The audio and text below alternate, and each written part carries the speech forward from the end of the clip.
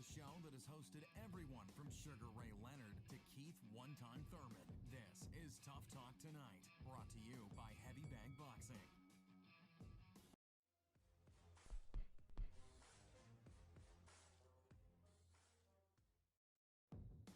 This is the show that has hosted everyone from Sugar Ray Leonard to Keith One-Time Thurman. This is Tough Talk Tonight, brought to you by Heavy Bag Boxing.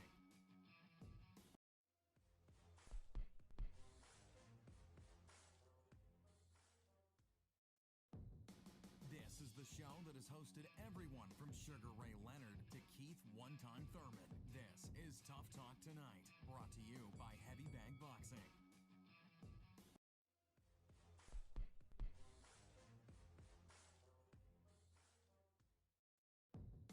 This is the show that has hosted everyone from Sugar Ray Leonard to Keith One-Time Thurman. This is Tough Talk Tonight, brought to you by Heavy Bag Boxing.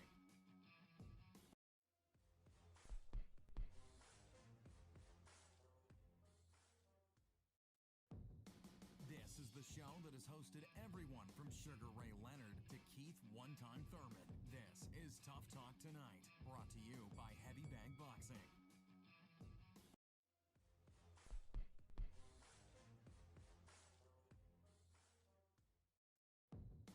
This is the show that has hosted everyone from Sugar Ray Leonard to Keith One-Time Thurman. This is Tough Talk Tonight, brought to you by Heavy Bag Boxing.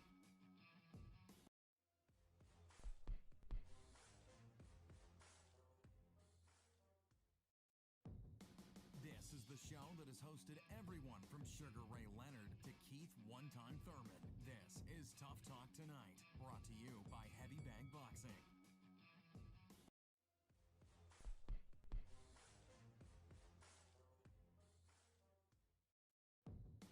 This is the show that has hosted everyone from Sugar Ray Leonard to Keith One-Time Thurman. This is Tough Talk Tonight, brought to you by Heavy Bag Boxing.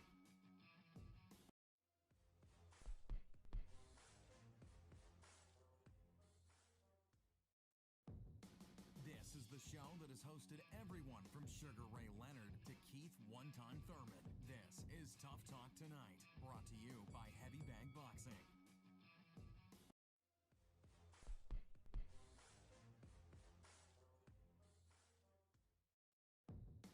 This is the show that has hosted everyone from Sugar Ray Leonard to Keith One-Time Thurman. This is Tough Talk Tonight, brought to you by Heavy Bag Boxing.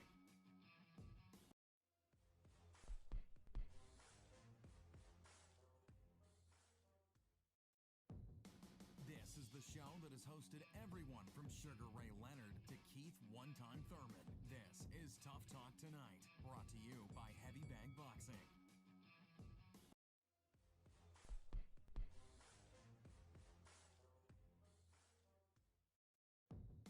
This is the show that has hosted everyone from Sugar Ray Leonard to Keith One-Time Thurman. This is Tough Talk Tonight, brought to you by Heavy Bag Boxing.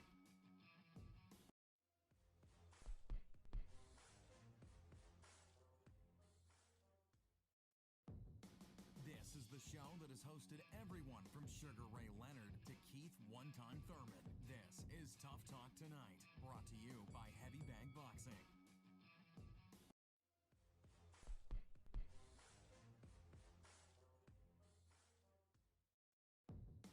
This is the show that has hosted everyone from Sugar Ray Leonard to Keith One-Time Thurman. This is Tough Talk Tonight, brought to you by Heavy Bag Boxing.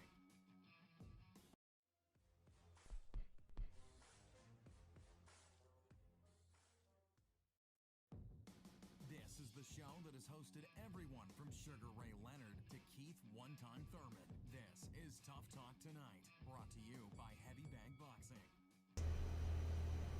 This work. Thank you for tuning in to another Tough Talk Tuesday. As always, I'm your host, Lucas Biggers. Alongside me is going to be Rob, Sakura, and James. I expect a lot of controversy with one of these fights we're going to talk about. But first, let's talk about Haney and Diaz. Rob, did you like what you saw there from Haney? I liked what I saw. I really liked what I saw. With these fighters like Haney, the thing you want to judge the most is, are they getting better? Are they looking better in each fight as they step up in competition? And Haney has a lot of talent. Can't nobody deny that the talent is there. And I see him getting better with each and every fight as he moves up in competition.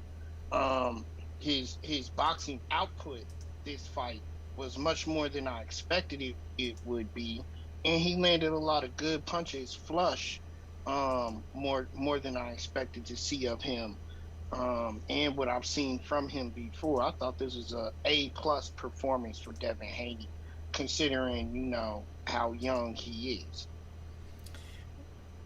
James, Sakura, you guys agree? You're all pretty happy with Devin Haney's performance over Jojo Diaz? You go, Sakura. It still could have been better.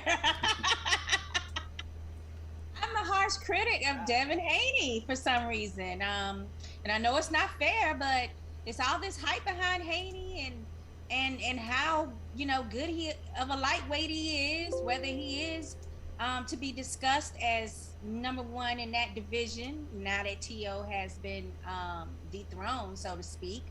I wanna see more.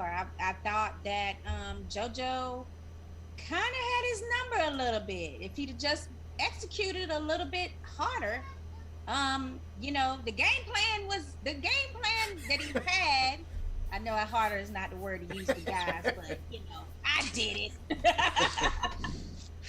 I just thought that, to be honest with you, what I really thought was that if he got in the ring with somebody like Tank, he wouldn't have been surviving some of those punches he took. And that's a real question for me. Is what could you take from a heavier-handed opponent? That's the beauty of this division. This division is loaded, so you never know what's going to happen there. If I'm, am I happy with what I saw in Haney? I guess was the question. No, because he whooped JoJo. But you know what? I'm going to say one thing. JoJo whooped himself. Came out as a boxer puncher, more like a slugger, in the peekaboo, and didn't let him go. If you're going to be a slugger, slug. If you're going to be a puncher, punch. If you're going to be a boxer, box. But you can't kind of settle for both and then not get down and dirty. He just didn't. He had 3 good rounds. That was it. I hated the peekaboo. I hate when boxers do the whole muffin mitten thing. Yeah. That's no way to defend yourself, if you ask me. The way the puncher, slugger, fighter defends himself is by throwing blows. Didn't see it here. Although he managed to tag Haney a few times. Yeah. Give that much. But you really need to make a decision and commit. And being a puncher, you need to stay busy, kind of like Isaac Cruz, moving forward, throwing blows. And hey, hats off to Danny. I'm not taking anything away from Haney. He was in there. He was landing to the body. If I can be real critical of Haney, and then I'll shut up, is to say that he was one-punching quite a bit, and I'd like to see him work the combinations a little bit more. And other than that, he looked good. Better, more polished. He looked good. He looked fine. Won a good fight. He made a statement. But JoJo. Sorry. I hate to disagree with you on one point, and that you got to choose a lane. I think some of the best boxers are those that can adapt and, don't stick to the same game plan. Did he adapt? The question is, did he adapt? Right. I'm not saying he did, but I'm just saying in general, I don't think that you should have to pick a lane. I think you should be able to execute both. His problem was the muffins. He wanted to have those gloves up, and they were hiding his view. They were also putting his hands in a position not to be able to trigger back with the counter very fast. And I thought that his best round was in the 12th round. I'm like, damn, now the hell you want to fight like this? Like, this is what you needed to have been doing by the 4th or 5th round. down, you know? That's the way I felt the entire fight. Other than the fourth round, the way he scored a few. Of course, I disagree with both of you. Of course. Surprise. Right. Because the problem with what you guys are saying right now, when it happens often, is that you're not giving any credit to Devin Haney. JoJo wasn't able to do those things because Devin Haney fought the better fight. You say that every time. No. But I gave him credit. I gave him proper credit. Okay, James. You look good. Look fine. I'm just saying, one punch less, more combinations.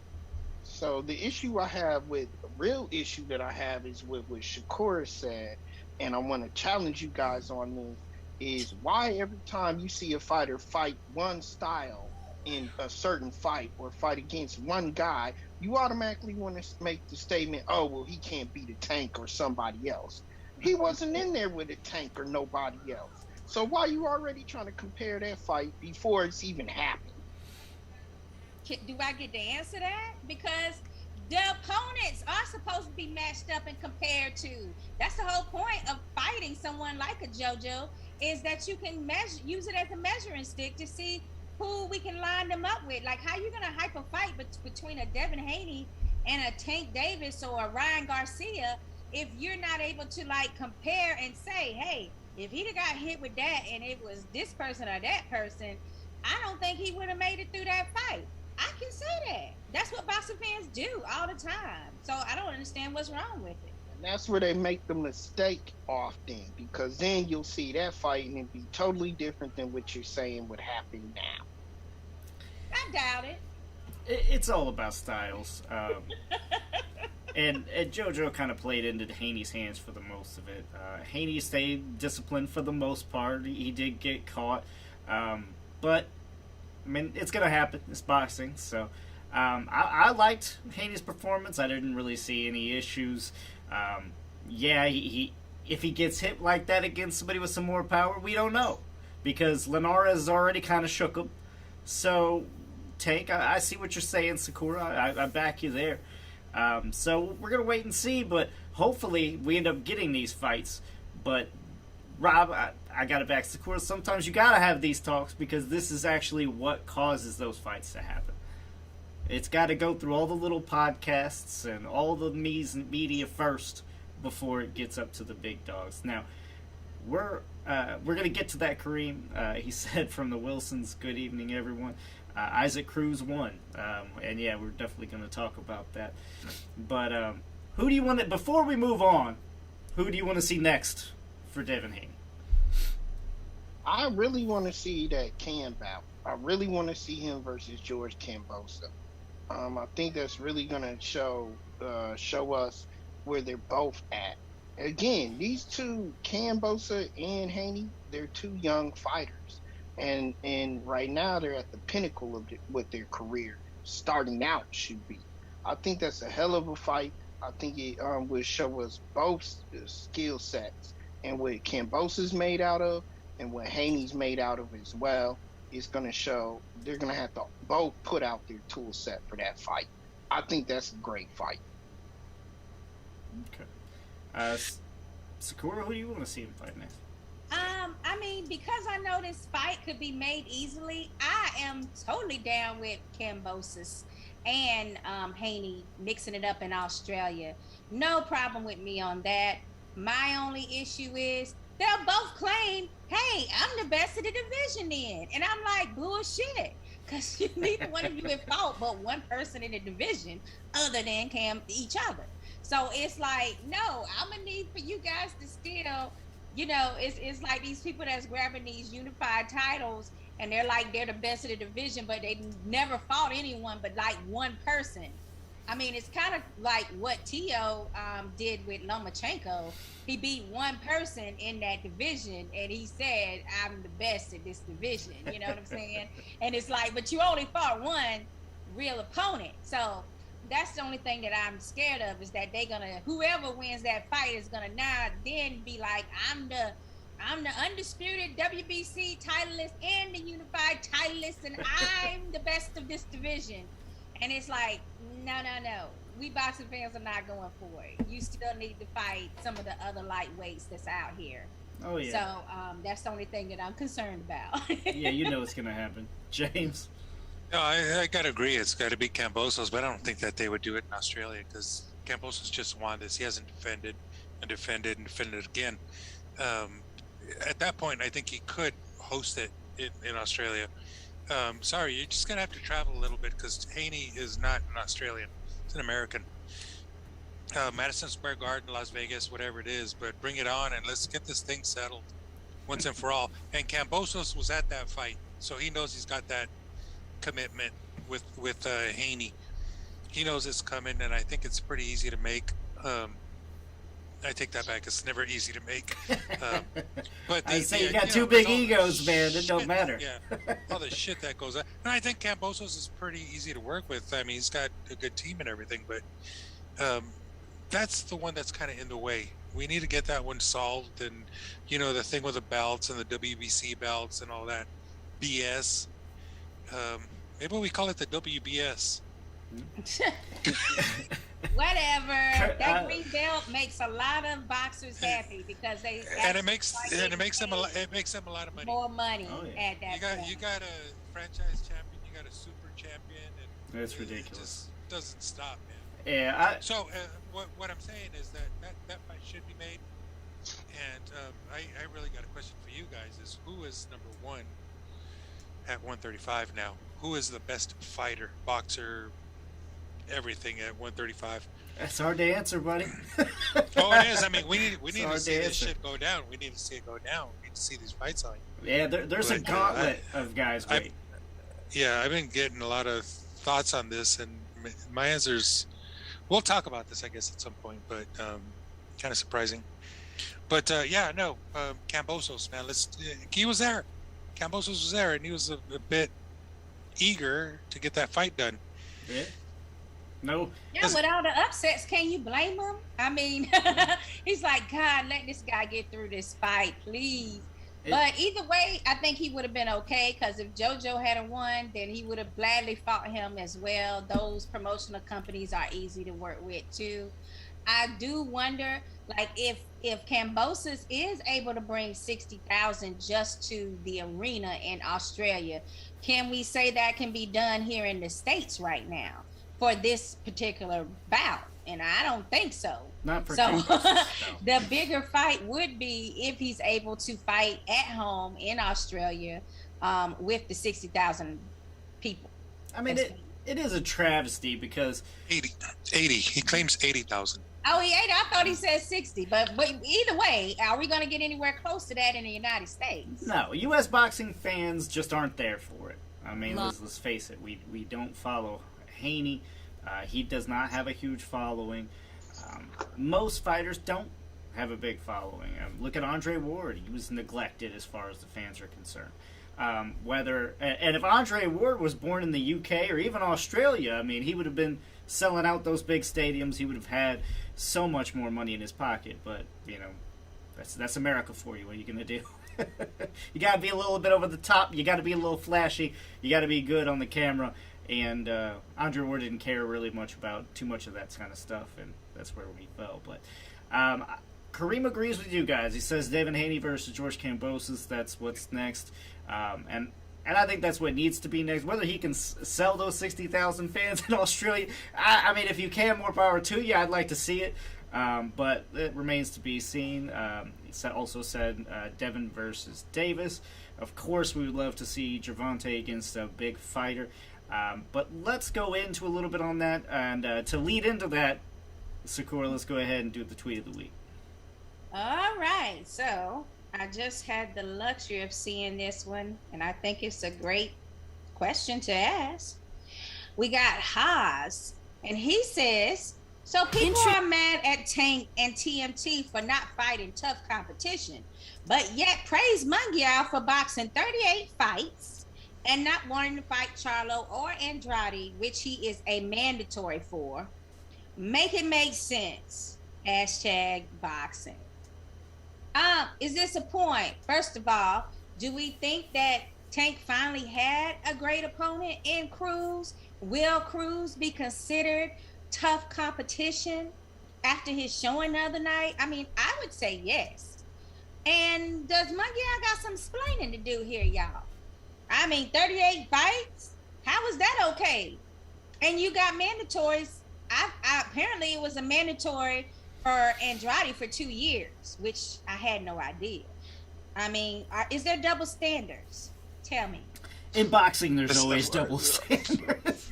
Absolutely. James was reading my mind there. Fuck yeah. Fuck yeah. No, the thing with Munguia is that they've kind of, taken care of him and polished him up a little bit to, be a little bit more defensive and, fix a lot of little things in his game. And he's getting there, and he's going to see those opponents. And I think Gabriel Rosado was a big test for him. And I think he passed that test, and now he's ready to do those things. But I don't think he was ready in the past. And I think one of the, I think it's the State of Nevada Athletic Commission said, no, you cannot fight. We will not sanction a fight with you and Gennady Golovkin several years ago. No way, you're not ready. And I thought that was a beautiful thing, because generally they're like, yeah, throw him in there. Mm-hmm. Get him in there, and then you get all these weird results where someone gets hurt and is in a coma and all that shit. So anyway, no, he has not answered his mandatory. He has not, and it's time to do it. And I think he's ready for it now. No more excuses. This is where the rubber meets the road. And I think his team is down. The question is whether or not people are making it where they're very, very hard on Gervonta Tank Davis for not fighting what they deem as competitive competition. At the same time, they're allowing Munguia and others to slide by with not facing No. Davis, he's met some really, really good competition. He met Leo Santa Cruz. And look at Leo Santa Cruz's record. He's pretty solid. He's had very good competition. It's a matter of age, people. Munguia was 25. Wait. Very good conversation. Very good? You said very good. I mean, I'll give you Leo, but name another one that's very good. You know what? I have to name Cruz now. Okay, you can name Cruz now. But we're going to get to that. No, wait a minute, though. Prior to Cruz fighting Tank Davis, I didn't think it was a good matchup. I actually said I don't think that Cruz is ready for a Gervonta Tank Davis. But after watching that fight, I changed my mind, because he did a hell of a job in there based on, the shorter notice and just, the competition as it was in Gervonta. Yes, he did have a hand injury and all that. But at the same time, prior to that, I did not think that Cruz was going to live up to that particular matchup. I thought it was too soon for them to throw him in there with someone like Tank. But he held his own just fine. But as far as the question is, go ahead. To get back to the question is comparing Munguia, and that was the tweet, comparing Munguia to Tank. Munguia was only 25. He started, and he had a lot of fights in there that were very subpar opponents coming up, because they want to bring him up as a boxing star, and that's why his record is still undefeated as they throw these guys at him. Tank is now 27. Tank has had top level competition. I don't give a damn what you say. He's had Prograis, he's had Isaac Cruz, he had Barrios, he had Leo Santa Cruz. What more do you want from the guy? He does. The reason why people say Tank is not fighting the opposition is because he's favored in every fight, and not only that, he wins. When did Tank fight Prograis? Yeah, he knows Prograis. You said Prograis. I'm at Pedraza. Sorry, I'm at Pedraza. He took out Pedraza. He took out he fought Cruz. He fought Barrios. He fought Leo Santa Cruz. He has been stepping up his level in competition. He's not fighting I'll give you Tomato. one of those, but even Pedraza, I like Pedraza. He's got a few losses. I don't know if you can consider him really like an elite fighter or anything like that. Look, you named it right the first time, though. I agree with you in the fact that Mungai's being silver spooned. Okay, he's being brought up correctly. I agree with you there. My problem is with the alpha, as James would say, the alphabet mafia. Okay, they should not be allowing. These are champions. I don't give a shit. You know, you can't be just fighting whoever you want. Canelo be calling out people and, I want to fight for this belt. No, I think you have to work up and you have to defend your belt actually against people who are worthy. And if you don't, I don't care if it's a mandatory or not. They should at least be somewhat worthy. You can't be fighting people who are unranked or, going down 2 weight divisions and bringing people up. I think it needs to be held to a higher standard. But yes, 38 fights is a lot, but Rob made good points. He's still young, and he's being brought up correctly, so we'll see. But, I mean, Tank, he's got a belt. You got to defend it, It is what it is. I think Munguia had a tough situation where he didn't perform well about 2 or 3 years ago. He had some bad performances, and they wanted to basically take the kid and repackage him and, learn him some more disciplines. And that's why he's been given this extra time. However, separately, to me, is the issue of people down in Mayweather Promotions and Tank Davis for not fighting tough competition when the guy is actually going up in weight occasionally and fighting people that are not even in his weight class. It's like, how much tougher competition can you get than you up at 140 when you really 135 pounder anyway? No. Let's not do that because we do that to Canelo. Canelo's going to do the same thing right now and go up and beat a cruiserweight. And we already all said that don't really mean shit now, does it? That's different. That's not different. That's not different. Barriers. It's the same. We cannot compare this cruiserweight to a Barriers. But before Barriers fought, I hadn't heard much about Barriers. And once we seen him in the room, he made Tank look average until he actually, caught him later in the fight. So, I mean, to say that some of these opponents are not high-level competition is not really being genuine. They're giving difference between high level and championship fighters. He should be defending against. That's what I'm saying. I believe, Lucas, you're right. Is that people want him to fight people in the lightweight division that are considered top 5 in that division. Yeah. Barriers, of course, had a title, so it doesn't matter if somebody has a title or not. If the boxing fans want to see you against high level competition in your, what everybody thinks is his regular weight zone of 135. So, I mean, I think that's the big issue is that Tank is not living up to who the public wants to see him fight in that lightweight division. Yeah, but look at, you said Munguia as an example, and look at how much more polished he is now. He's corrected a lot of things. He's gotten a lot better. I think he's a far better fighter than he was. So they did a good job there, and I think they're doing the same thing with Gervonta. And although he's always been more polished, he's always been better. He's always been more disciplined, and just he's buttoned down in a sense. His next fight's probably going to be a big step, and he's going to face one of those big 135ers. I can't say the same thing for Munguia. It's hard to say who he's going to get. It's almost impossible to know at this point. But I can see Gervonta stepping up to get one of those guys, and everyone's chomping at the bit trying to get that fight with Gervonta. He's led by Mayweather and Allerby. And those are 2 of the sharpest people in the business when it comes to cultivating a fighter. Yeah, they're good at smart matchmaking for sure.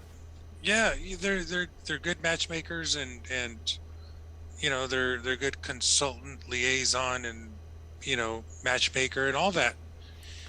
Mayweather, I don't think it gets any better than Mayweather. The guy's a thinking machine. Yeah, that he is. Gervonta's well on his way to those fights, but they're pacing him very nicely. Good job to Mayweather on that. They honestly. We gotta get to some of these comments, guys. Yeah, we see it a little differently as far as that's concerned, but I agree that he's being brought up. Yeah, I mean it's no different, man. It's boxing. There's no rules here. It is a difference when you're already got Tank as a pay-per-view star doing only pay-per-view fights, when someone else with similar talents are having to work their way up the ladder very differently. In that regard, that's the only pause I have to make. Like, okay, right. No, I agree with you in that regard. They're really forcing the issue, but that's the engine. That's what they planned on, and that's what they're executing. So, well, let's catch up on some of these comments here. Kareem Wilson coming again. He says, yes, Cruz is the threat to the lightweight division. Actually, Cruz deserves immediate rematch against Davis. Now, I agree, but we're going to get to that, James. I seen the face. I see the face. Us as boxing, he continued, us as boxing pundits have to demand these fights. I agree. Can't just sit back with some of these horrific ones that they put on sometimes. Mike Lawson commenting, Leo started at 118. Leo fought his first 30 fights at 118 pounds. Good point. Kareem commenting again, Cruz has been ready for Davis because me and my wife watched Cruz destroy Thomas Mattis live in person at 2300 Arena in Philadelphia. Start following Rahis the Beast Aleem. Yes, I'm aware of him. Yeah, Aleem was pretty nice the other weekend. Yeah, for sure. I agree with all those comments. Just to put the issue to bed with what we're talking about, I think there's a difference in the level. There's a huge difference in the level of fights that Tank has been fighting as of recent. They've been highly competitive. They've been championship style boxing, and it's what you want to see. Well, let's talk. We've kind of mulled over the fight, but we didn't actually discuss the fight. So let's talk a little bit about it. First, Rob, did you watch the fight? Because me and you got into an argument before you even seen it. I've seen enough. Yes, I've seen enough. That sounds like a no. That sounds like a no, Rob. That's exactly what it sounds like. It sounds like, nah, watch the whole thing. This fight, you're going to have two different types of people. You're going to have people that say it was close, and you're going to have people that say it was wide for Tank. The people that see it wide for Tank, I don't know. I can't see it that way. I've watched it twice. Each time it's been close for me. Now, if you had 115, 113 Tank, I'm not really that mad at you. Okay, this isn't a big, huge robbery. I'm not screaming from this, but we all know if it's close, it's going to the A side, right? This reminded me so much, and Isak Cruz reminds me so much of Providnikov. Just that underdog that comes forward and the whole fight with Bradley. That's what this reminded me of. And man, what a fight was it. And it just takes away from that. That's all. And to have him immediately I ain't giving that rematch. The fans there, and we're talking about a pro Tank fan, because you're buying pay-per-view to see Gervonta Davis. Nobody, common fan-wise, knew who Isak Cruz was. They're paying for the name of Gervonta Davis, right? And Isak Cruz turned that into a pro-him crowd by the end of that. They were booing Gervonta Davis. He had to fight on the outside. He was fighting like he was scared, and he was the one that was hurt multiple times. I really didn't see Cruz really even staggered for the most part. James, let's talk a little bit more about it in depth. I know you had it for Tank. So I did. I did. Need the opposite view. I want to say that Cruz is a lot better than I thought. I know he had taken down a few opponents, with knockouts and stuff, but I didn't really see a lot of dimension in his game. I still really don't see a lot of dimension in his game, but he's a little bit better than I thought he was. So, but the idea is that he's going to beat Gervonta in a rematch. It's just not going to happen. Gervonta's got his number. I don't see what you say by that, because that fight I did not see he got his number. No, I the funny thing in this bout is that Gervonta's performance seemed to, how shall I say it? His productivity really fell later in the fight. He was fighting in this weird kind of boxer puncher style, and he just went away from his game. And I don't know, it seemed like he was trying to prolong the fight a little bit. Not saying that he could have knocked him out, or if he wanted to, he would have. Not at all. But he was just, going into this defensive mode. And some say that there was an injury involved there, a hand injury, and I really can't speak to that. I don't know. But that seems to be the story. There's a place for Isaac Cruz in this business. And if he wants to get to the top, he's going to have to improve his game, because he's still throwing punches from the wrong distance. Still announcing his punches a little bit, still dropping his hands when he punches. He's got a ways to go. As far as rematch, forget it. Gervonta's moving on and moving up. A lot of people are screaming robbery. Kareem, there's no way. Kareem Wilson, who's been commenting, is screaming it right now too. Cruz destroys Davis in the rematch. Bottom line, period, is what he just said. I mean, I don't know about destroying, but I saw a really close fight. Now, you had it kind of wide, didn't you? About 4 more rounds, I think, for Davis. 4 points. Oh yeah.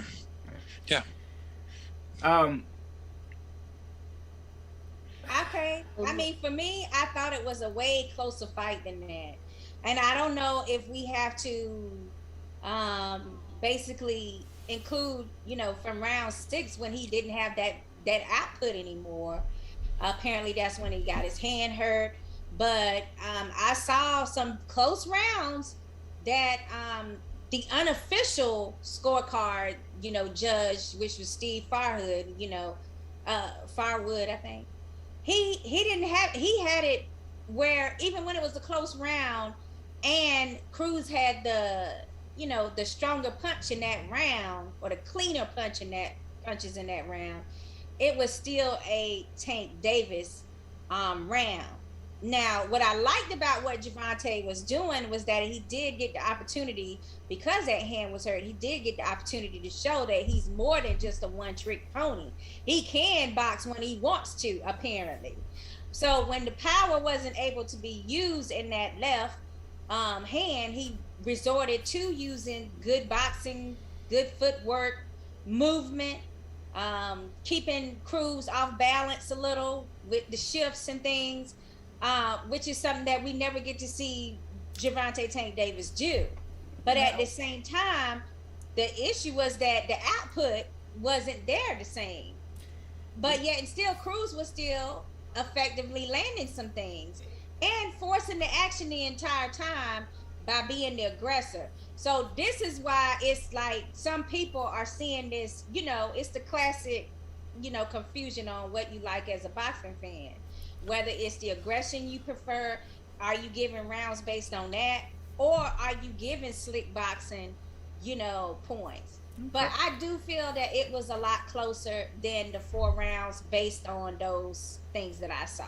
Now, you and James both kind of echoed the point that, he's able to box a little bit better. And James kind of made it also sound like Cruz was pretty one-dimensional, right? If Gervonta Davis is struggling kind of with this one-dimensional fighter, that doesn't speak highly. I mean, a lot of people are saying that Cruz is C-level, and to be handled like this to a C-level guy, that does not look good for your future against higher opponents that are sure to come down the line. I agree with you in one point, but definitely Cruz is more than a C-level fighter. After seeing him in that particular fight, I do believe that we've been underestimating his value as well, just because he is usually a come forward and hit hard type of dude. We've overlooked some different things that he's able to do in there. So right. I'm not going to classify Cruz as a C-level fighter. Maybe not even a B-level fighter. And I do think that Mayweather Promotions in particular was very interested in Cruz, because they've gone ahead and gave him the thumbs up on another new star. Right. And I'm not taking anything away from Isaac. I'm not taking away from Isaac Cruz. But at the same time, I don't think he's like some high-level boxer. He's not cutting off the ring extremely well. So to say that Tank, again, is struggling and outboxing this guy, that proves nothing. I mean, working around on the outside, that does nothing for me. I'm sorry. And in my eyes, he struggled, if not possibly even lost that fight. The one thing I got to say, at this point, sorry, man. At this point, Cruz will look good when he's got a fighter that's his style coming at him. So it's two freight trains going right at each other. And he'll look good then, because it'll be a brawl. It'll be a slugfest. And we see that on the lower level Mexican fighting. But he looked good against Tank. That's the problem. I don't think he looked good against Tank. And he wasn't supposed to, based upon what we thought we knew about him.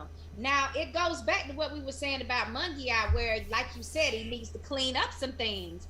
And remember, I was saying I didn't know if he was ready for that level that Tank was on. But he looked good in that fight. So if somebody invests a little more time in him and he gets a little bit more diversified training, we don't know what kind of Cruz might end up in another two. I would say about two more fights. He might be. Yeah, that's important.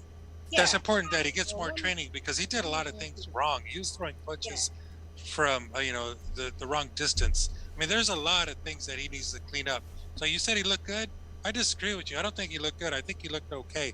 He looked strong. He looked like he had some guts to go forward, throw, and make it exciting, and all that is what we expected from him. But good, I give him B plus, or B or whatever it is.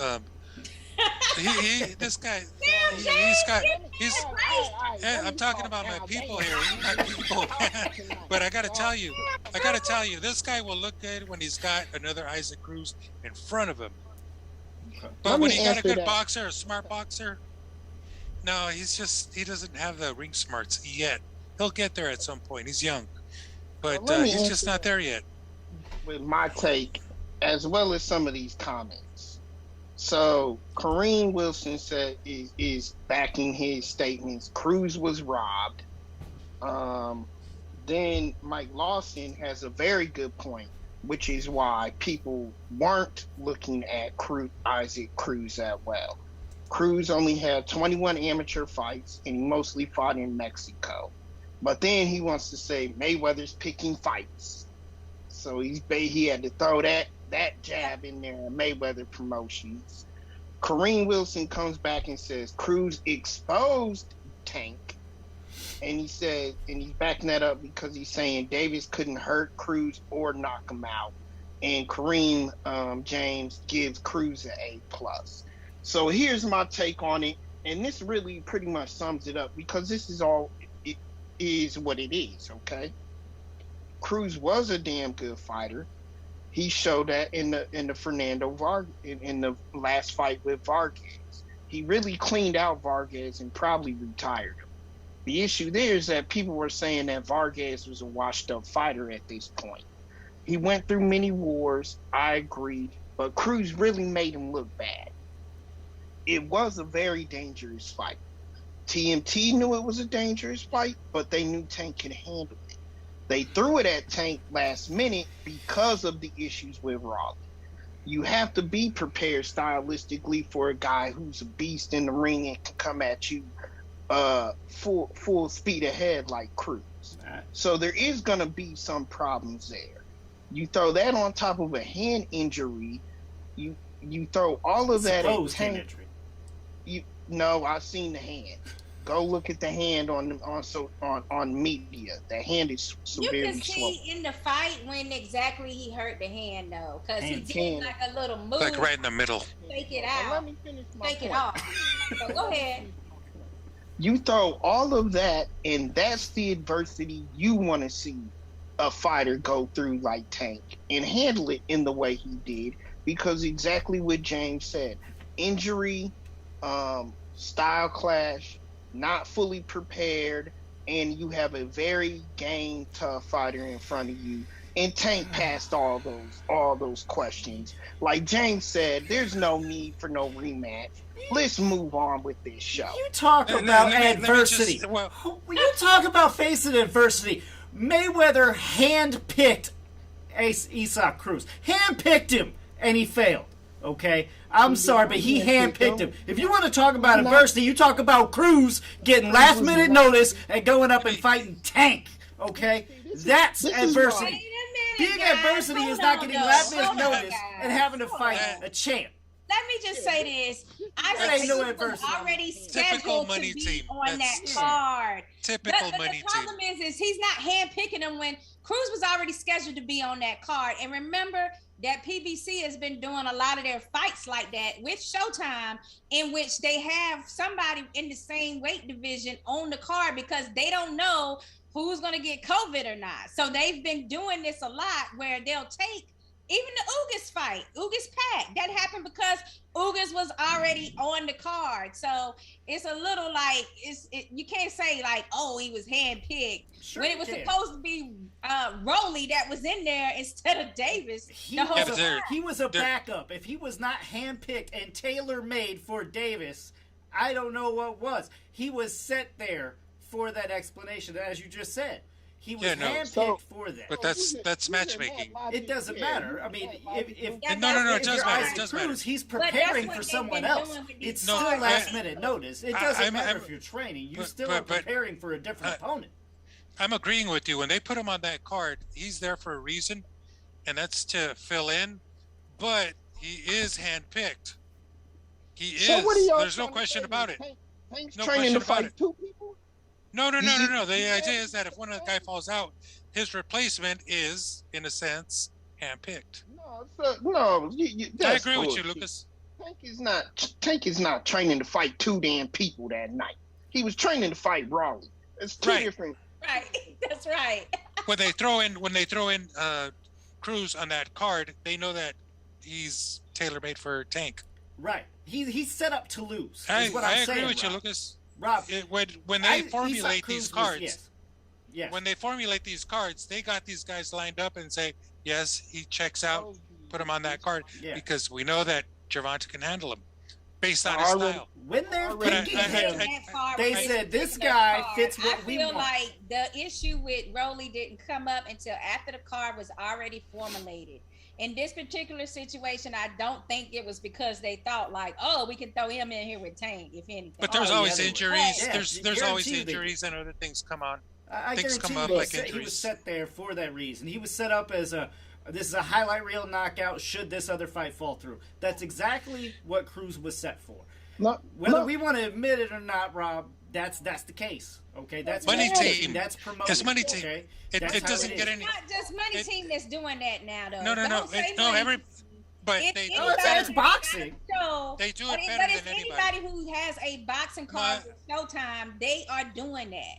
Money Showtime team does it better than anybody. Run it so they don't have to cancel an actual whole card. That's their thing. When it comes to Let me- matchmaking, money team is number one. It doesn't get Let me any tell better. you- I Let me don't tell know. I y'all think ESPN has some really, I mean, top rank has some really good matchmakers as far as grooming their boxers in steps too. Okay, but I let do me want to tell go back. May I go back, Robert, to one of the statements that you read? Yeah. One of the and thanks to the people who are chiming in there. We appreciate you. It's wonderful. I just want to say that someone gave him an A+. Gave Yeah. Cruz an A+. Did he cut off the ring? No. Did he use the jab? No. Did he get did he get Davis against the ropes at any point by cutting off? No. What did he do well? Attack. Well, the one But he thing didn't- that I it didn't- thought it was didn't really work. He did that well. A+. A+. A plus for The attacking. one That's- thing it's that very I thought generous, A+. was really egregious, Thank you. James, was the part where he was lunging in, which is tailor made for an uppercut.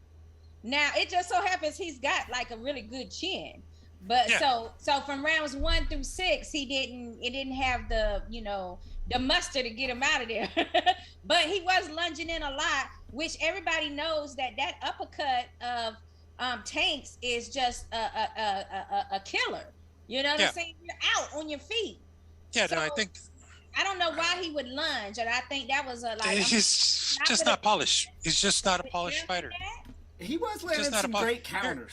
I'll give him that too. He was landing some great counters. Especially, and Davis was getting credit. Look, I don't know which guys you guys were watching, but he was getting credit for stuff that was clearly block punches. There was a lot of blocking. But that Cruz, was because he was wearing them muffins the whole time. Hey, but it was effective. Cruz used it pretty effectively, I must say. Let's get to No, because he stopped he stopped shooting punches off when he got those earmuffs on.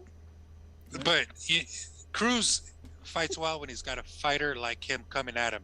I watch Mexican fighters on the Mexican channels a lot, and it's two freight trains coming at each other. That's the way they work. That's true. That's where they shine. That's how it is. Take the comments. I'm just telling you how it is. Before we go to these comments, I just want to say on this panel, these guys always come in and defend the guy who lost clearly for some reason, and they spend the whole show defending this man. And all the talk we get is Isaac Cruz. Okay, that's all the talk we get. People don't believe. Did you not see the comments? The people believe that Cruz might have won the fight. So you're gonna have comments about the person that lost when people let me end all of won this. the fight. Let me end all of this because I told y'all this once before, and I'm going back to it. Damn it! Listen, Tank doesn't lose at 135 to anyone. He doesn't lose at 140. He's gonna go up to 145. Tank doesn't lose. Okay, he's not going to. He's the best fighter there is. Until you find another best fighter. You know how you Till you find the next Mayweather.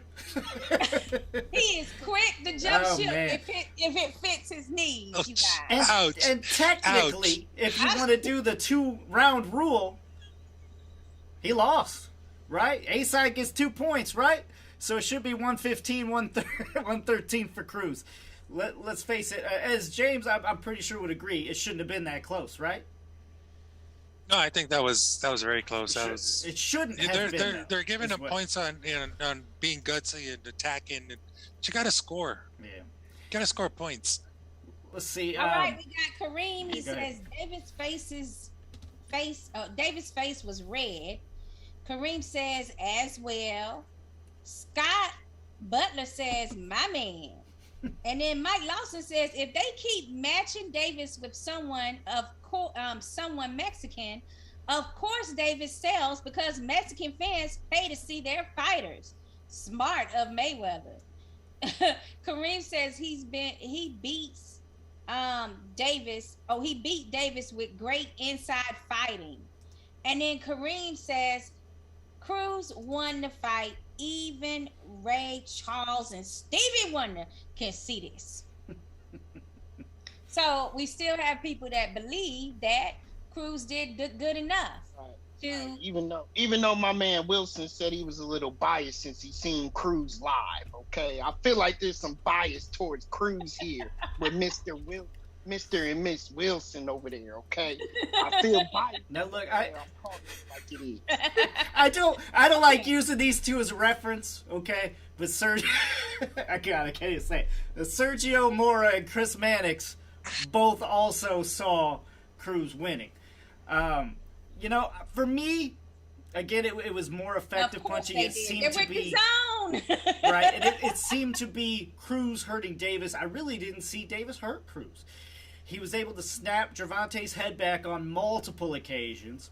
And honestly, I mean, the best punch of the fight, I think the best, maybe even 5, were all from Cruz for me. I definitely did not really see anything from Davis. So, those hard punches, they win rounds. And they did actually win the rounds. It was a close fight. Back into my opinion, the previous week, when I was saying the fighter that hurt the other opponent should get the round if it's a close round. Remember that? Yeah. Yeah, but I got one question for all of y'all. One major question. Who officially won the fight? Tank Davis. There it is. Story. End of story. Rob, we've seen fixed fights together, buddy. So does that really matter? On the record, it does. You got awful we're quiet, not exactly saying this was a fixed fight, though. I didn't say that. I just said that me and him seen this was a closer fight than what the whole 4 rounds up for Davis was by some of the judges. I didn't think that happened. Now, James, I already 8-4. 8-4. Got it. Yeah. Cool. James, I already cool know with you that. don't want to see a rematch. You're done. You're past it. Me, I'm screaming. I want the rematch, and I'll actually pay for it this time. Sakura, rematch or no rematch? You know, that's an interesting story you brought up, Lucas, with the pay-per-view, because Davis did come out with a statement asking people to not cheat the boxers and pay for the pay-per-view, not to use the streams. What do you think about that move? Man, I don't know. That's saying, like, come on, man, I need some good pay-per-view numbers. That's all I hear. You know, if people are going to want to buy for it, they're going to want to pay for it. But this is a digital age. People are going to copyright and steal this stuff.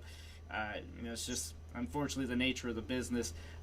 If he's making a big enough name for himself, he'll make good numbers. That's all I can say. You can't guilt people into actually paying and not, stealing the fight. Honestly, as I said last week, and I will continue to say it, they are mispromoting him. If you put that fight on Fox, Davis has a huge, huge advantage. That his name would have been bigger. Cruz's names would have been bigger. Everyone would have benefited, and that second fight would have been pay-per-view and would have did so much more numbers. Now, I guarantee you, it probably didn't even sell 100,000. We don't have pay-per-view anymore, as far as I'm concerned. A lot of people just aren't pay-per-view worthy to me.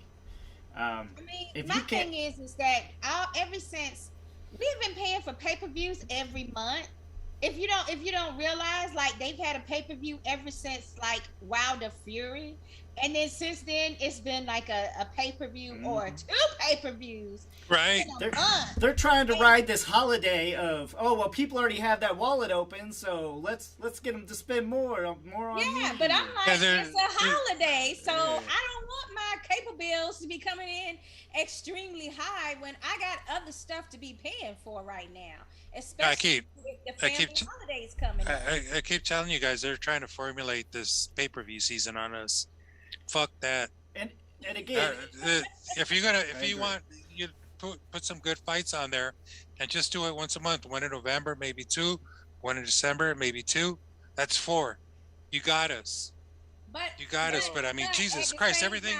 Nobody's gonna agree on what that pay-per-view should be that's worthy. Because we had Porter versus Bud Crawford, which is a fight everybody was saying they wanted to see, and then people were still bitching about paying for it. I wasn't bitching about paying for it. I was bitching about the way they wanted me to pay for it, right? Because I wasn't with the whole go over to the app to see the first preliminaries, then go over to the TV to watch the regular undercard, then go over to the app and then pay to see the main event. I'm like, that's too much back and forth for me, It's pretty bad. I mean, like I said, this for me was Showtime at the best, but and Floyd could help sell these things a little bit more, but I didn't. It's pay-per-view. Did you see any commercials on this fight? Because I sure damn didn't. Let's go some more on comments. Showtime, but yeah, I'd like to go to the comments. Go ahead, Rob. You got a couple you want to read? So Daniel Munez says, if Lomachenko beats Commey this weekend, I predict Lomachenko will want Haney next. So Daniel, that's a topic that we are definitely going to bring up here, probably immediately. So that's a good point you bring up. My man CJ Hooker chimed in. I had it closer than you think. Cruz deserved a draw, but I had it 115, 113 was about right. If anybody says Cruz won this damn fight again, I'm no longer reading them comments. But Kareem Wilson then chimes in about some other topics here as well. He wants to see Reese the Beast Arlene versus Stephen Fulton next. We kind of touched on that a little last week. I think that's a good fight in the making, but I do want to see that division come up a little bit more before we we see that. And then CJ also is saying he's thinking Lomachenko will be fighting Kambosa in Australia. So he's saying now is the time to make the fight between Tank and Haney. Or Lomo and Haney. Lomo versus Kambosa, he's saying could be in Australia. So if that is the case, let's make Haney versus Tank. I think I saw some news earlier about somebody that Bob Arum was talking about Lomo possibly fighting next, and it was. So let's talk about that because that is coming up this weekend. And it was because it's such a great style matchup. You know, to see just how slick who's the most slickest boxer down there in that division. Wait, Bob Arum was talking about activating Shakur Stevenson. There you go, that one. That's what it was, Shakur. Yeah. Yeah, and if that was the case, you know, because Shakur is sitting there at super featherweight right now, and Lomo is the only fighter that wants to go down and weight. He's the only one that's a lightweight that wants to go down. So that would put him right at super featherweight. Now, if it's Lomo versus Shakur at lightweight, then it's Shakur all day. Because we all saw how strong he was in the fight against Herring, and that was at super featherweight, you know. So it's like if he goes to lightweight, Lomo, it's a game changer because there's no way that Loma is going to be able to compete with that type of, you know, physicality that Shakur has. No, but as the story goes, it was an issue with Shakur Stevenson and Lomo, and then because they were talking about Shakur and Oscar Valdez, but it appears as the story goes, I'm looking at it here, as the story goes, it's Bob Arum trying to pit Oscar Valdez against Navarrete. Yeah, not Shakur. So now he needs an opponent for Shakur. So he's gonna throw Lomachenko at him. Okay. Right. Since we're on the he's topic, all about the in-house game, right? The in-house. Oh yeah, so it's a cartel. Let's stay course. Since we're on the topic of Lomo and he's fighting this weekend, I actually want to start this topic with answering the question James had earlier. And it's actually, I'm going to get so much shit for this. James, you said, who do you think is the best fighter at 135 now? I think it is Lomachenko. I actually do think Lomo is the best fighter at 135. I think he got his stuff together. Tank was like less than 10 minutes ago. I did not say Tank was the best. Yes, you did. You literally said he's the best fighter. You literally just said that. I think Tank is the best fighter. Okay. Since you want to mince my words, I said Tank is the best fighter out there right now, period. I said at 135, 140, and when he goes up to 145. Now you just saying that Lomachenko is the best fighter at 135. Tank is not staying at 135 to fight Lomachenko. He is not. He's going. That, but you can't have two best fighters at lightweight. Going to move up. So I do not put Tank in that category at 135 anymore. I think he's outweighed that division. He just fought at lightweight last week, 2 days ago. Moving up. So moving on from that, I do think Lomachenko is now the best 135-pound fighter. What do you guys think? Well, Stefan asked what chances do we give Commey on winning. Honestly, I think Loma runs over him. Okay, will he get him out as quick as Tio? No, he's not that kind of fighter though. I think Loma systematically beats him down. Commey enters the matrix and out of there probably by mid-fight. How much of a height difference is that, guys? It don't matter. It don't matter. Not with Lomachenko. It don't matter. It matters, but it's I don't know about you guys, but that Fondor when he fights, it's just hard for me to watch. He's so much I forgot to put that on the agenda too. That Fondor man. So I don't want to see that. But for me, after the Tio fight with Lomachenko, Everybody used to always bet 100% on Loma, and I think that was, and it's the year of the upset, baby. I mean, let's just say what it is. It's the year of the upsets. So I'm not gonna put all my, Lego blocks over there in Lomachenko's corner right now. So who is the best 135 in your opinion? There's a lot. It's deep.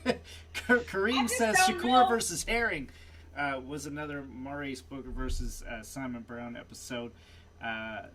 CJ Hooker said Kambosos is the man at 135, and it's hard to argue that he's not with that performance over Teofimo. What are you talking about? He's only fought one, though. But what an amazing fight, okay? You had Loma, who struggled so hard with Teo, and, came back towards the end, and Loma's a high-class, highly intelligent fighter, okay? He's an Olympian. Are you going to sit there and tell me that was the same Teo in the ring with Kambosos that it was with Lomachenko? Hey. Hell no. It wasn't that long ago. It wasn't that long ago. We can't say that he's some different fighter. No, that was not the same. He ain't Mike Tyson. He didn't go to jail for a long period of time and get out. This is T.O. still. I'm not going to discredit George Kambosos for any of it. I'm not saying discrediting Kambosos, but we have to be honest here. For me, it don't matter. Not the same. That's not the same boxer we saw in the ring with Lomachenko. I don't give a damn what nobody say, and I'm not taking nothing away from Kambosos' win. He looked great. I love slick boxers. You know that. So I'm not saying nothing against him, but I gotta be honest. It wasn't the same Teo that we saw in this fight against Lomachenko for the 4 titles that were on the line at that time. Okay. So now, for me, the problem with deciding who's the best in that division, it ain't nobody fighting each other, really. We still ain't had a Devin Haney and a Ryan Garcia or Tank Davis or any of these fighters mixing it up. That's supposed to be top 5 fighters. Like, that's the problem. How are we supposed to gauge who's the best at that weight class when they still ain't mixing it up? Well, we've been doing that with Crawford, though, right? He hasn't been fighting, but we still grade him at number 1, right? But it's based on what you see. You got to go with what happens in the ring. It's based on what you see. Yeah, you just have to go with what you see. I don't see enough from any of them. And I didn't see enough from Crawford, okay? Especially with the Porter fight. I just didn't see enough. No, but we're talking 135ers. I understand that, but I'm making a point. 135ers, I don't think I've seen enough, because I don't think they're fighting the high-level competition that they should be with each other. That's why you can't gauge it. From one fight to the next, we're seeing pieces of them based on their competition. They're fighting to the level of their opponents. Okay. Right. What I'm going to say, sorry, Robin, what I'm going to say is that Teo is gone. He's a 140 pounder now. Moving up in weight. He's moving up. Okay, so that leaves everyone else. I think the best out there at 135 is Lomachenko. I can't disagree. Yeah, I think Loma's it. And the reason why is Haney is good. Haney's good. We're not seeing enough of these other guys to be able to judge and dictate. Now, there's 2 points I want to make because something just recently came up with Teofimo Lopez, guys, I don't think is ever going to be the same.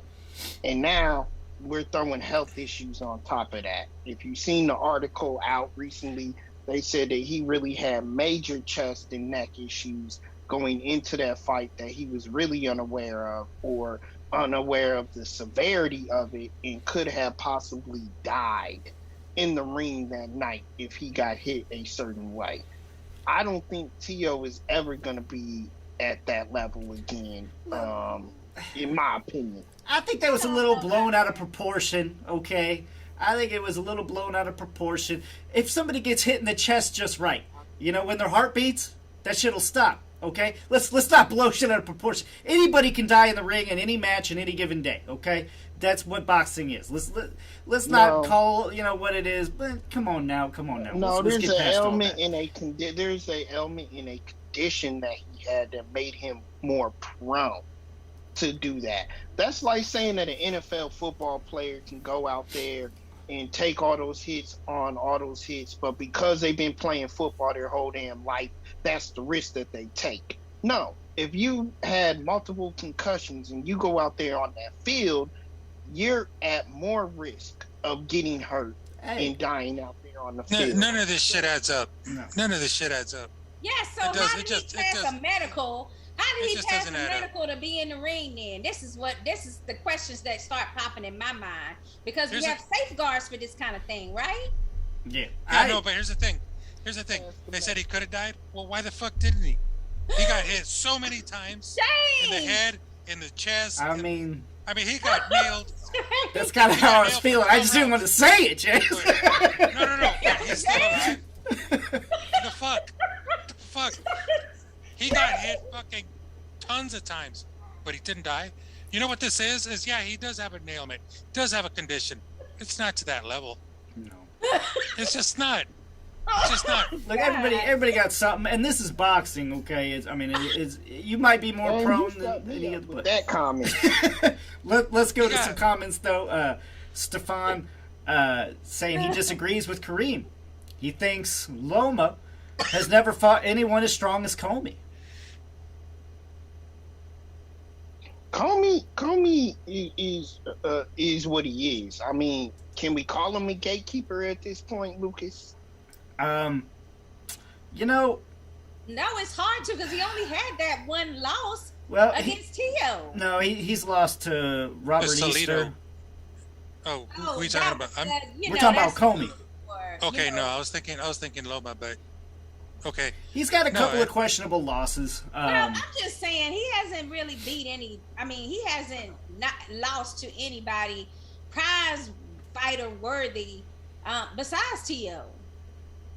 Everybody, all the rest of his top, last 5 fights? And besides the Tio, the other 2 losses he has are split decisions. So at least he's fighting close. I'm not downplaying Commey. It's just I think Loma's grade is just higher. That's all. And from what I've seen of Commey, I'm just not sure he can hang. If he's split decisioning with Robert Easter and with Shavakov, I honestly don't think he's going to be able to hang with Lomachenko. Now, Lomachenko's getting older, though. I mean, a lot of people think he's on the slide. And if he is, we don't know. You know what kind of shape Lomachenko's going to turn in on. So that's when a fighter. I think that his goals were, he really wanted that Tio fight, the rematch. And now that he knows that that's never going to happen, what will be his what will be his target? What will he be able to get up and train for daily and figure out what he really wants next? Because that was something that was on his mind for at least a good year and a half.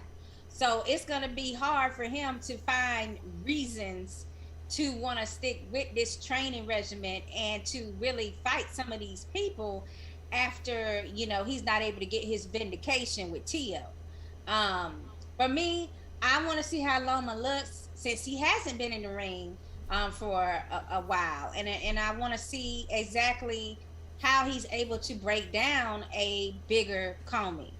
And Nakatashi, that was a good test for him, and I don't know if Commey is as slick of a boxer as Nakatashi. Okay. Sakura, give me your prediction then. Commey Loma. Damn it! Put all the pieces over there on Lomachenko Street. But I have to go with Lomachenko as the better boxer. However, I don't know if he's still at the top of the lightweight division.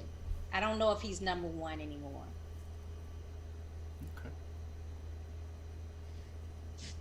So look, exactly what. Damn, that got some quiet right there. I know it's safe. Damn, lack of motivation and all of that. Well, he's clearly motivated not to just fight a rematch with Tio at any level. He wants to be back on top of the division. That's his motivation. And that's what we'll see him get back to on Saturday night. He's going to run through Commey. It's going to be a knockout. He's going to do it very surgically. and knock him out at the right time, it probably won't last more than 4 rounds. Damn. I gave him Took the words 6. out of That's a decision. I don't took- see any knocking out. I- Unless it's Lomo getting knocked out, I see a decision. You say I a don't know where words- he's coming up with that. I don't think the goal for Loma is been for more than even before the TO fight. The goal was that he wanted to move back down to super featherweight at least. He didn't like the way he felt at 135 is what he was saying at that time. So maybe his body's had time to adjust now, but I really feel like by them mentioning this Shakur fight, that might still be his goal to move back down. I'm gonna go Lomachenko in 4. We got 2 4-round picks, a 6-round pick. 4? What is y'all smoking today? 4. Oh, All right. Rob? Did you have any guests, any comments for who would win? Well, we definitely have that. We not short on comments tonight here. Let's see. Kareem says Loma is the greatest 130-pound fighter I've ever seen.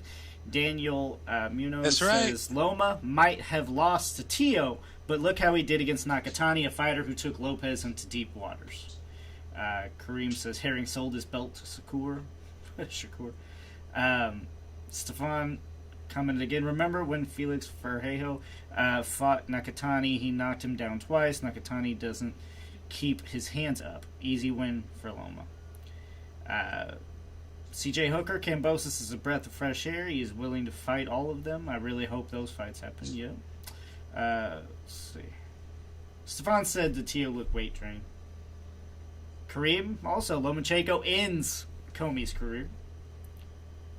And then Daniel says Loma has shown no downhill side in my opinion. I mean, he has just middle Nakatani and possibly Commey next. I see Loma world champion again soon. And Kareem picks Lomachenko by knockout. And Kareem, if you want, go ahead and give us a round too. exactly. Stefan says no way Loma is knocking out Commey. So, we got some varying. CJ says Lomachenko by decision. Yep, CJ said Lomachenko by unanimous decision. So, definitely got some more fights to talk about there. But we do have another fight on Showtime that we want to discuss. We got Donaire taking on Gaballo. Are we going to predict this fight? I mean, it's a good fight on Showtime. Definitely check it out. We are kind of running low on time here. I did want to say we also have Conor Benn versus Chris Algieri. That's sure to be an entertaining card, along with Katie Taylor taking on Sharapova. For Taylor's WBC, WBA, WBO, IBF, all of them. All of them. All of them. So, great fighting coming up here pretty soon. Rob, did you have rapid fire for us? Y'all rapping me all out tonight because I barely got a word in tonight on it. I threw a couple of shots in there that I wanted to talk about that we already discussed. Okay. The 135. Pause real quick. Keep that in mind. Fans, please comment anything else you want to see. As long as I know if you guys have been watching Tweet of the Week, okay? If you feel like you have a tweet that you have sent out or that you've seen, please retweet it and do hashtag Tweet of the Week. Add us, any of that. All of our social media is at Heavy Bag Boxing. Sorry, Rob, go ahead. No, y'all covered it. We covered it in the show. Actually, the 135-pound question was rapid fire. The talk about TO and the chest issues was a rapid fire. The only other ones that I have pretty much on the list are a few, notable talks out there. The WBC right now is pretty much ordering Tyson Fury to defend the heavyweight title against Dillian White next. Guys, if you want to go around just a rapid fire, does Dillian White finally get his shot? Hell the fuck no. He ain't getting that title shot. I don't see Tyson Fury even wasting his time with that. Maybe he'll pay him step-aside money for Usyk, but I don't see the fight happening. I'm just being honest. I don't think that's going to come to fruition at all. They'll probably figure a way around it. but I am kind of eager to see what the rest of you think. Well, it looks like Anthony Joshua does not want to do step aside with his rematch clause with Usyk. So Usyk and Anthony Joshua will be tied up with that. Who else is Fury gonna fight, or does he sit out that entire time waiting for the winner of those fights? Like, why not fight Dillian White? I mean, we all think that's gonna be a win for Fury, either way, and it's a way to get Dillian his chance at this WBC title that he's been, that fight that he's been wanting to sue about and, making all the fuss about for years. So, I mean, why not? If Fury can't fight the other two people that are potential fights, why not? I think the best thing for Fury immediately is to get a fight and stay busy, because I think Fury, when he is not busy and is not training, seems to, really move up and get himself in trouble in weight and yeah, exactly. I didn't want to say that, but he needs to stay busy. Period. That's and a fight with Dillian White is it, as soon as possible. I just don't know if he would bother with it, because from what he sounded like last time I heard is he wants a meaningful fight, he wants a big name, or he wants to unify. And if it's not that, then he's not doing it. But they're kind of forcing his hand. So the Dillian fight, could happen. But go ahead. I'll kind of answer it with what Fury said. A quote from Fury, actually. I'm due an easy fight anyway. White would have been ideal, really. Heavy bag on the legs is what I'm after, to be honest. He'd have been an ideal candidate. Then he added, when they make him a mandatory challenger, I will defend my belt and butcher him. No problem. Always gotta love those. Well, I stand corrected, I guess. I wanted to send a shout out to the class of 2022's International Boxing Hall of Fame. They were announced today. Got some nice people like, former champion Roy Jones Jr. finally made the cut, guys. And Cotto is in that group. Let's see. Oh, Holly Holmes, she made the cut. I mean, it's going to be a good class because of the fact that they've missed 3 years now. Well, they've missed 2 years now of classes. So this one in June would have 3 classes. 2020s, 2021s, and 2022s all together in Canastota, New York.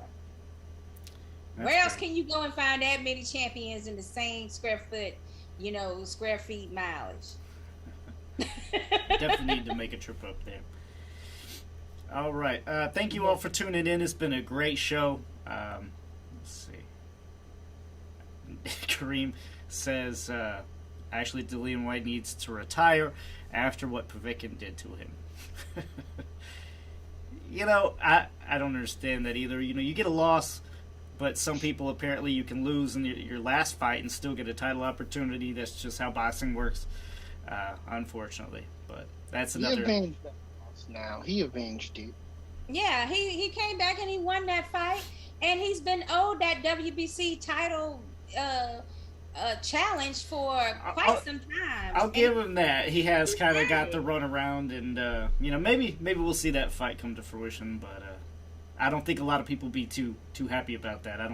I don't know if that's a pay-per-view fight. I really hope it's not. Yeah, for sure. But for the rest of us, you never know. But for the rest of us, thank you all for tuning in again. All of our social media is at Heavy Bag Boxing. As always, we don't pull any punches. You heard that tonight. You'll hear it every night. Check us out, www.heavybagboxing.com. You'll see us every Tuesday, 9 p.m. Eastern, 6 p.m. Pacific, on all your social media.